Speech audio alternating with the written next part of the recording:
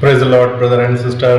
प्रभु का धन्यवाद हो इस सुंदर अवसर के लिए कि प्रभु ने हमें मौका दिया है कि हम खुदा के वचन से उत्साहित हों, उत्साहित करें और उन्हें आत्मा में चलाने के लिए हम तैयार हो सकें। देखिए, एक वचन से हम उत्साहित होंगे और खुदा का वचन जो है वो हमें उठा के खड़ा कर देने की सामर्थ्य रखता है।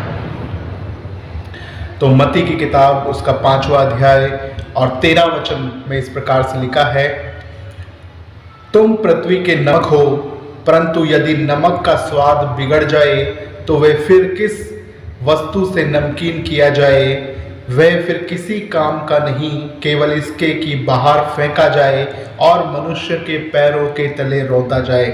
देखिए, प्रभु ने अपने वचन में कहा है कि वो हमें इस पृथ्वी का नमक कहता है। इस पृथ्वी का नमक हमें बुलाता है और नमक का काम जो है वो है बेस्वाद खाने को स्वादिष्ट बनाने का। आमीन। नमक आप देख सकते हैं कि नमक में जो गुण है, नमक का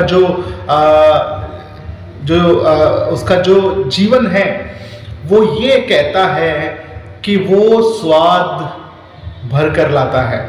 जिन चीज़ों में स्वाद नहीं है उन चीज़ों में स्वाद ले आता है। बेस्वाद खाने में वो स्वाद लेकर आता है। तो अब जब हम नमक हैं तो हमारा काम भी है, जिन लोगों के जीवन में कोई स्वाद नहीं है, जिनके जीवन का कोई उद्देश्य नहीं बचा है, जिनके जीवन में निराशाएं हैं, जिनके जीवन में परेशानियां हैं, उनके लिए हम एक नमक का काम करें ताकि उनके बेस्वाद जीवन में स्वाद भर सके।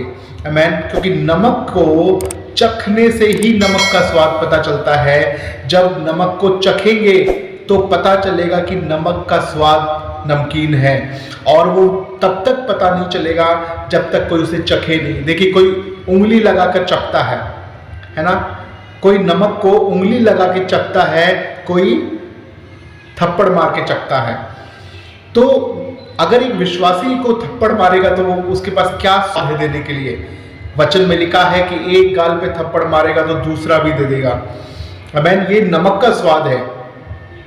और जिन लोगों के जीवन में स्वादहीन जीवन जी रहे हैं, हमारे ऐसे जीवन को देखकर उनके जीवन में एक स्वाद को देख पाएंगे। आमीन।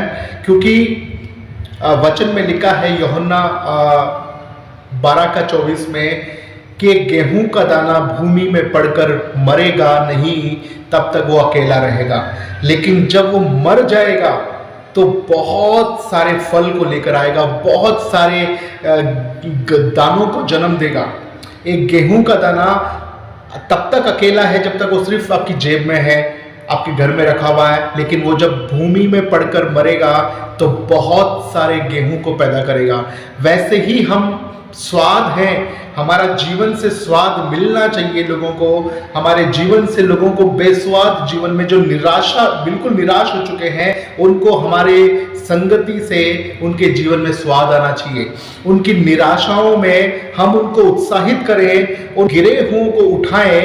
यही परमेश्वर ने हमें काम दिया है, क्योंकि तुम जगत का नमक हो।